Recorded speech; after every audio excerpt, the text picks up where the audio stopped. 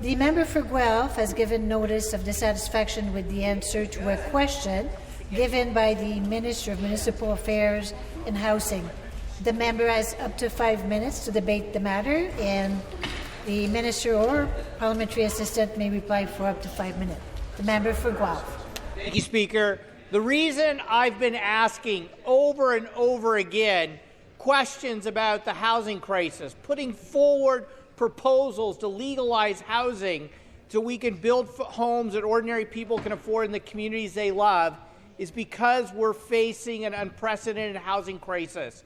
And let's be clear, Speaker, that crisis is the primary driver of the affordability crisis people are facing. There is no city in Ontario where a minimum wage worker can afford a one-bedroom apartment. As a matter of fact, a minimum wage worker would have to earn $25.96 to afford average rent for a one-bedroom apartment.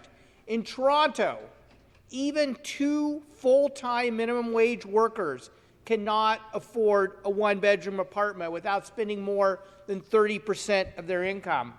On top of that, the dream of home ownership, especially for a whole generation of young people, is falling further and further away. Housing prices have tripled over the last 10 years.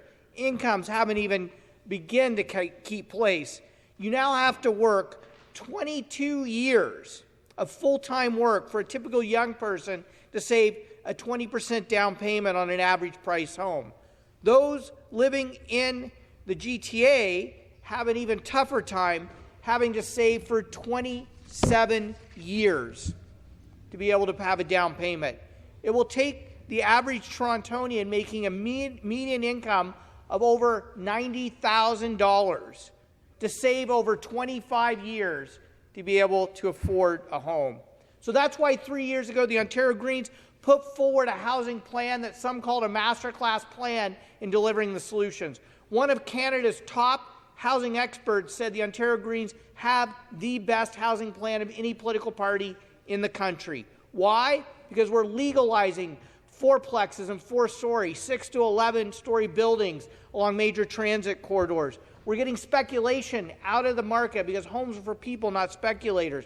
We're making proposals to build deeply affordable, nonprofit, co-op, social, and permanent supportive housing to address chronic homelessness. And we're putting forward proposals to protect renters. So 2 years ago, Speaker, a little over 2 years ago, the government's own hand-picked Housing Affordability Task Force put forward 55 recommendations. 2 of those key recommendations that came from the task force is directly related to the bill I put forward, Bill 156, Building Homes You Can Afford in the Communities You Love Act, legalizing gentle density and missing middle homes so we can build homes that people can afford in the communities they love without paving over our forests, our farms, and our wetlands. But what's been the government's response to their own Housing Affordability Task Force? It hasn't been to build more homes. It hasn't been to implement recommendations to legalize housing.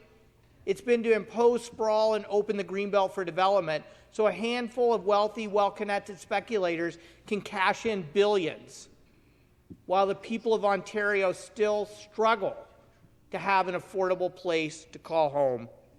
And so, Speaker, that's why I asked once again yesterday in this House, I asked the Premier, will the Premier get it done for people, not speculators, by supporting my bill to end exclusionary zoning and legalize housing so we can build homes that people can afford in the communities they love?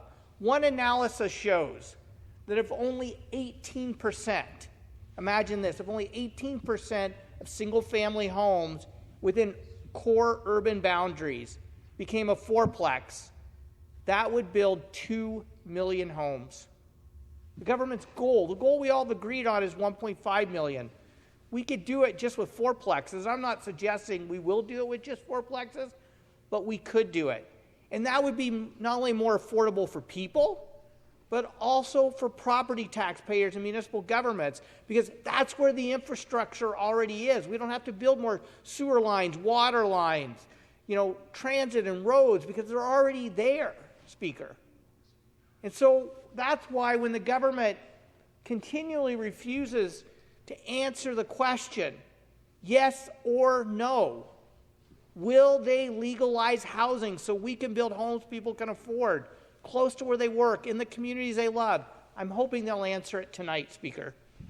Thank you. And for the response, a parliamentary assistant to the Minister of Municipal Affairs and Housing. Thank you, Speaker. That's a very long title. I didn't realize that. It's always wonderful to spend some quality time with my colleague from Guelph. I know we spend time together in our respective ridings because we share, obviously, some service managers in that. But I'm always happy to spend time with Mr. Green, Speaker. The member from Ottawa South and the member from Thornhill earlier were mentioning that we are digging.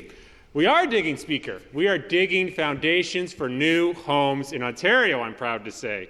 From day one, we've been focused on building more homes for the people across this province.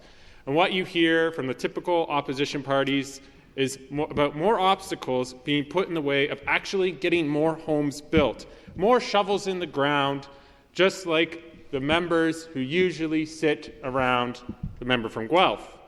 He is surrounded by former independent Liberal caucus members that just did that, especially the member from Ottawa South when he was part of the government. They put obstacles in the way of building more homes. At committee, we heard from the former minister in the Wynne government, and the mayor of Vaughan said the housing crisis began at the cabinet table when he sat at it, Speaker. So this has been ongoing, and they have put obstacles in the way. And we're seeing now that we're actually getting more homes built across Ontario. Our housing supply action plans are working. We're seeing rental housing starts increase year over year. They are at the highest levels ever in the province of Ontario. And this is despite the high interest policies of the federal Liberal government, the high carbon tax policies, which are putting so many people out of the market for that new home. And so what we're going to do is return the dream of home ownership to the people of the province of Ontario by getting more shovels in the ground, reducing costs, and removing obstacles. Thank you, Speaker. Thank you. There being no further matter to debate pursuant to Standing Order 36C, I deem the motion to adjourn to be carried.